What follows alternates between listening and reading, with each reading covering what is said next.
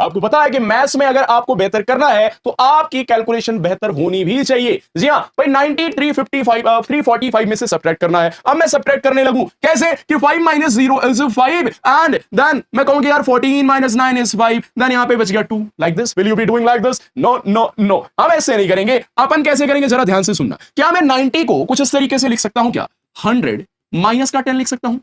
बोलो 100 माइनस का 10 लिख सकता हूं? अगर मैं 345 में से 90 ना सब्ट्रैक्ट करने के लिए आपसे कहूं कि आप 100 सब्ट्रैक्ट करो तो आप बड़ी जल्दी बता पाओगे ना। कहोगे यार कि 345 में से 100 सब्ट्रैक्ट किया, इसका मतलब ये हो गया 245। लेकिन जब मैंने 100 सब्ट्रैक्ट किया तो 10 ज्यादा सब्ट्रैक्ट कर दिया, इसीलिए हमेशा 10 प्लस करके आंसर लिखेंगे। तो क्या लिखेंगे भाई? 345 में से 100 माइनस किया 245, प्लस कर दोगे उसमें 10 तो 255 हो गया। अगेन 632 में से 100 माइनस किया 532, प्लस कर दोगे 10 तो कितना हो जाएगा आपके 542।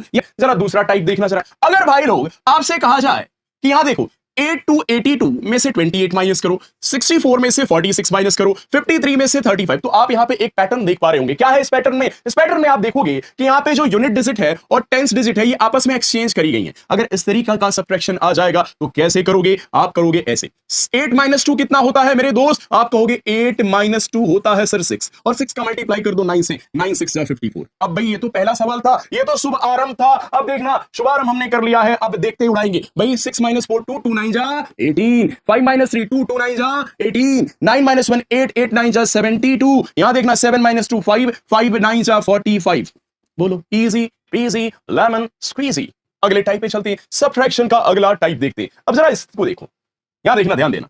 यार अगर मुझे 262 में से 177 सब्ट्रैक्ट करना है तो आप क्या करना, आप हमेशा एक तरीका होगा। क्या देखो, तरीका ये है कि यार आप एक बेस वैल्यू लेके चलना। इन दोनों के बीच का जो बेस वैल्यू है वो है 200। ये मन में करना है, इस बात को समझना। इन दोनों की जो बेस वैल्यू है मेरे दोस्तों वो क्या है? वो है 200। ध्यान से सुनना, 200 इन दोनों के बीच। बेस वैल्यू का मतलब है इन दोनों के बीच में लाई करने वाली वैल्यू। अब ये बताओ, ये इसमें मैं कितना ऐड करूंगा कि 200 के बराबर हो जाए?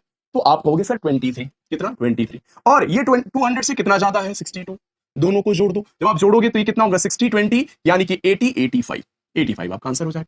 अब आपको ऐसे ही सोचना है, जैसे देखो ये है 545 और ये नंबर क्या है? 386। मान लो मैंने आपके नंबर क्या ले लिया, जो बेस वैल्यू लिया वो 400 ले लिया, क्योंकि इनके बीच में लाई करेगा। ये 400 से कितना ज्यादा है? सॉरी कम है 400 से, तो तुम कहोगे 14। ये 400 से कितना ज्यादा है? 145। दोनों को जोड़ लो, 140 10 50 55 और 4 यानी कि 159। यहां देखना जरा, मैं यहां पे अगर देख रहा हूं ये क्या है भाई? ये आपकी वैल्यू जो है, ये वैल्यू जो है आपकी 382 है, ये 289 है। जरा इसे सॉल्व करते हैं। 380 बेस वैल्यू क्या लूंगा मैं? 300। अब देखो 300 से ये कितना कम है? 11। ये 300 से कितना ज्यादा है? 82। 80 10 90 93 आंसर है।